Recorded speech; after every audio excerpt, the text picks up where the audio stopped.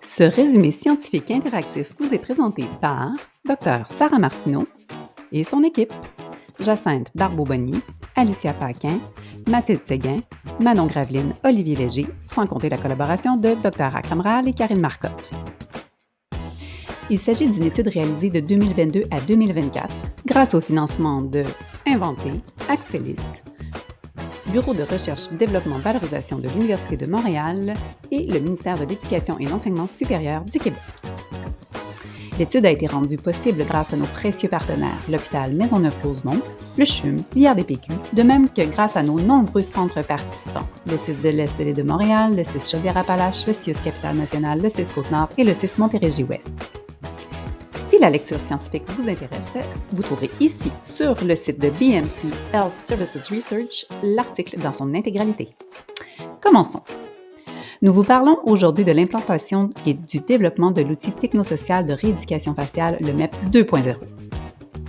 En 2020, le développement et le déploiement de l'outil MEP 1.0, basé sur les travaux de la Dr Martineau, ont marqué une avancée significative dans le domaine de la rééducation faciale, en offrant aux cliniciens et aux patients du Québec un outil gratuit, en libre accès, afin de structurer la rééducation. En plus de sa gratuité, le MEP 1.0 permettait d'offrir des exercices personnalisés pour optimiser la rééducation faciale en utilisant l'approche effet miroir, telle que démontrée ici.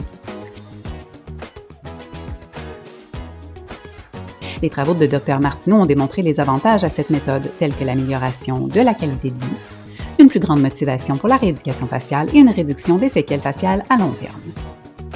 Cependant, l'outil MEP présentait également des lacunes pouvant affecter le cours de la thérapie, par exemple un rendu facial peu optimal, contraignant en termes de positionnement et une accessibilité entravée par l'absence d'application mobile.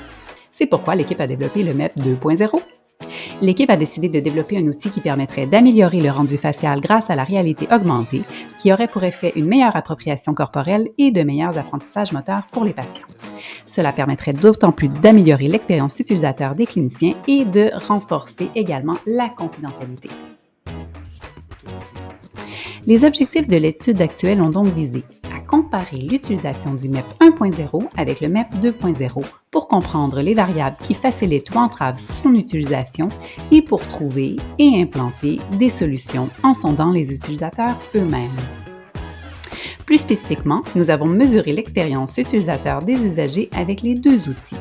Nous avons mesuré le degré d'identification corporelle chez les patients avec les deux outils et nous avons validé auprès des cliniciens les facteurs modulant l'intégration de cette technologie dans leur pratique. En termes méthodologiques, nous avons réalisé un essai contrôlé, randomisé et croisé sur 60 participants, 41 patients et 19 cliniciens, qui ont été divisés aléatoirement en deux groupes pour tester les deux outils dans un ordre différent pendant un minimum de 2 semaines. La mesure des résultats a été prise par le biais de questionnaires standardisés et d'entrevues, et voici ce qui en ressort. Chez les patients, concernant l'expérience utilisateur, une nette préférence pour le MEP 2.0 a été démontrée, ces derniers le trouvant plus utile et démontrant plus d'émotions positives en l'utilisant par rapport au MEP 1.0. De plus, nos résultats ont démontré que les patients seraient plus susceptibles d'utiliser le MEP 2.0 s'ils n'ont pas expérimenté d'autres outils auparavant.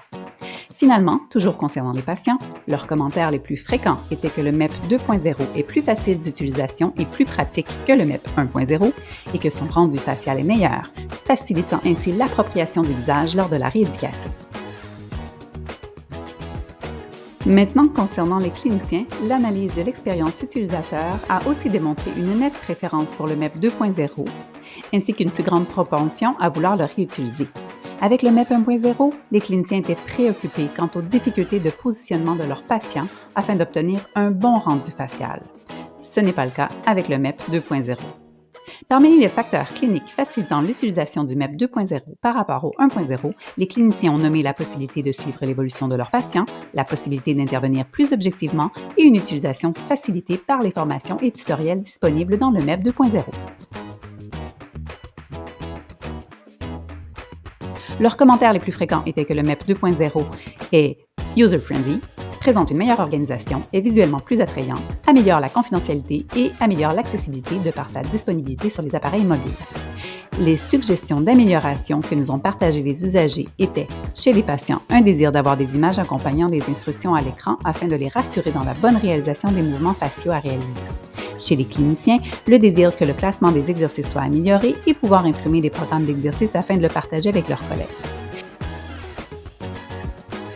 Cette étude n'est pas sans limite. Nommons d'abord que la rééducation de la paralysie faciale est une pratique émergente au Québec, avec une expertise clinique limitée. De plus, les contraintes de temps ont limité la formation des cliniciens, freinant l'adoption de la technologie. Certaines des impressions qualitatives ont été recueillies sans analyse formelle.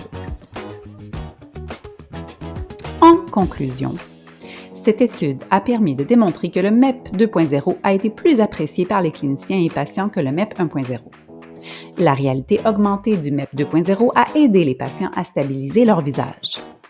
Le MEP 2.0 a été perçu comme plus utile, plus esthétique et a généré des émotions positives. Les cliniciens ont préféré cette version pour l'évaluation des progrès, l'objectivité, l'expérience et la formation continue. Cette appréciation favorise l'adoption du MEP 2.0 en milieu clinique. Les recherches futures continueront de collecter des données sur son efficacité. Si vous avez des questions, n'hésitez surtout pas à nous contacter. Merci.